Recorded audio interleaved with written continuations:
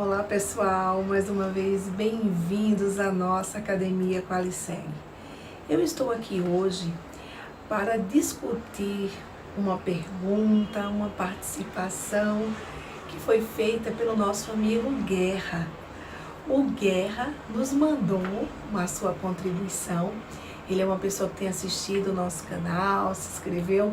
E essa semana nós trocamos uma ideia muito legal via WhatsApp.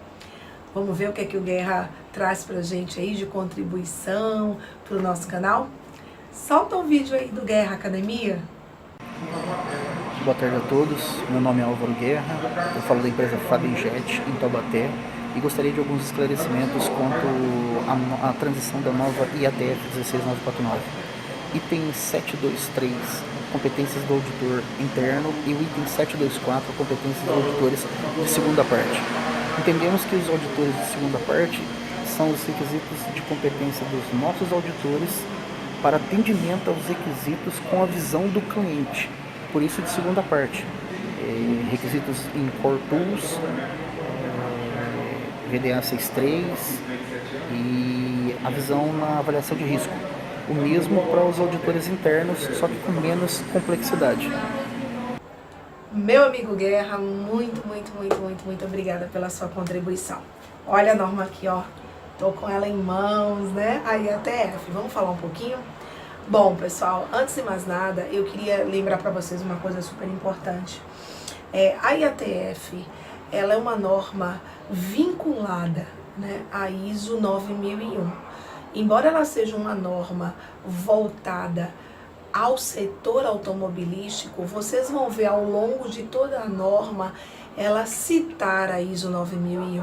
Eu estava hoje estudando um pouco à tarde, inclusive dentro de alguns sites mais específicos, né, de gestão de qualidade automotiva, e isso é meio que unânime entre os especialistas, entenderem que a IATF ela não é uma norma sozinha, vamos dizer assim, ela necessita da base de gestão que a ISO 9001 traz para todo o sistema. Então isso é uma coisa extremamente importante, porque nós vamos ver inclusive dentro desses dois requisitos, Guerra, que você está trazendo para a gente, essa presença muito forte. Bom, vamos lá. Eu queria primeiro começar falando do 723. Eu separei aqui alguns pontos importantes desse requisito para que a gente possa, vamos dizer assim, corrê-lo de maneira mais confortável. Vamos lá. Primeira coisa, é super importante a gente entender que quando a gente fala de competência de auditores, né, nós temos como grande referência a norma de auditoria, a ISO 19011. Então nós não podemos esquecer dessa norma de maneira alguma.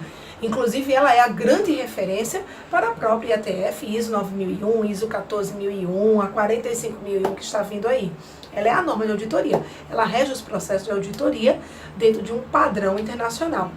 Bom, esse processo de competência de auditores, primeiro, a IATF ela traz algumas particularidades. Ela diz que precisa ser documentado, né? Então ela traz isso de maneira muito clara. Uma outra coisa super importante é com relação à lista de auditores qualificados. Ela deixa muito claro aqui no requisito 723 essa necessidade. Essa lista deve existir e ela é uma informação documentada clara dentro do sistema de gestão. Um outro ponto importante é que quando nós estamos falando do 723, que vai trazer a competência para o auditor interno, a norma traz o que seria essa competência, né? Então ela diz que o auditor precisa conhecer a abordagem de risco da empresa, precisa conhecer os processos, e aí vem a grande pergunta, como é que a gente pode estabelecer essa competência? Bom, eu usaria, a minha sugestão é que vocês usem como referência, a Guerra, a própria 19011, né? Onde ela traz que a competência do auditor, ela é amparada em alguns pilares. O primeiro seria na educação, depois no treinamento e depois na experiência, né? Ou seja, se eu tiver lá o meu procedimento de auditoria e nele eu deixar claro, dentro desses 3 níveis, qual é a competência necessária para o auditor interno, isso vai estar estabelecido, né? Lembrando que até a versão 2008, por exemplo, 9001, a gente falava ainda em habilidade, né? E agora a norma não fala mais em habilidade.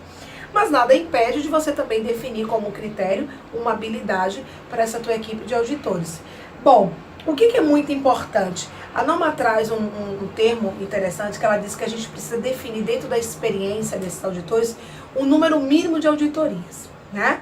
Então, eu teria que definir, olha, para ser o auditor líder da equipe, por exemplo, ele tem que ter um número mínimo de X auditorias, ser realizado no mínimo duas auditorias, 3 auditorias, né?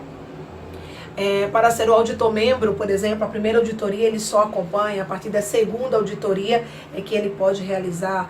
Enfim, definindo esses critérios dentro do procedimento, vocês terão ali estabelecida a competência e a informação documentada condizente com essa competência. O outro requisito que você trouxe vai na sequência, o 724, que seria para as auditorias de segunda parte, que como você super bem explicou, são as auditorias voltadas para atendimento aos requisitos do cliente. A grande observação dentro desse requisito é que além dessas auditorias, além dessa competência voltada para o requisito do cliente, a norma traz algumas coisas também bem interessantes que eu separei aqui para a gente conversar. Primeiro, a questão de nós também termos muito claro as competências voltadas para as ferramentas da qualidade. Então aqui eu estou falando de um processo de auditoria onde o controle operacional ele é muito importante. E por ser muito importante, eu preciso dominar muito bem essas ferramentas de qualidade, né, do setor automotivo. Então aí talvez caiba sim uma competência mais forte no treinamento, né, e na experiência. Eu preciso demonstrar como auditor de segunda parte que além de conhecer muito bem, os requisitos do cliente, eu domino muito bem as ferramentas de controle de qualidade. E aí não é à toa que a norma traz um pouquinho lá na frente, ela vai trazer a questão da necessidade de nós conhecermos o PFMEA, né, que seria a metodologia de FEMEA. Ela traz a necessidade também de nós conhecermos o plano de controle, né? Ou seja, o plano de controle ou a carta de controle é exatamente onde eu vou enxergar quais etapas do meu processo existe esse monitoramento e como ele ocorre para que eu consiga, dentro dessas auditorias de segunda parte, verificar esse atendimento, né? Então, existem N ferramentas. Por exemplo, você tem algumas empresas que, além da carta de controle, trabalham, por exemplo, com primeira peça ok, né? É uma ferramenta de qualidade muito usual. Existem indústrias do setor automotivo que, além disso, trabalham com peças em aprovação, peças em conformidade. Às vezes a nomenclatura muda um pouco, mas o conceito ele é o mesmo, né? É nós garantirmos que aqueles controles que nós estabelecemos, eles estão sendo executados e eles estão sendo efetivamente corrigidos no caso de algum desvio. Bom, pessoal, basicamente é isso. A IATF é uma norma bastante complexa. Eu tenho aprendido muito aqui. Pernambuco está começando a ter essa cultura no setor automotivo e junto com alguns clientes dentro do parque industrial automotivo, eu tenho aprendido muito, principalmente com os profissionais de qualidade, né? É um universo bem particularizado, vamos dizer assim. Por isso, Guerra, a sua contribuição é super importante.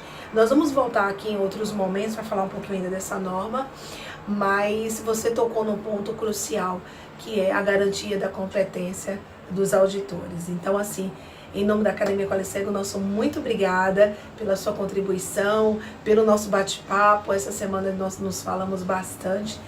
Eu tenho todo um carinho, né, pelo estado de São Paulo. Morei aí 6 anos, tenho uma filha que nasceu aí, então eu tenho um pedacinho aí do meu coração dentro do estado de São Paulo. Forte abraço, gente, mais uma vez, bem-vindos aqui à Academia Qualiseg. Até mais.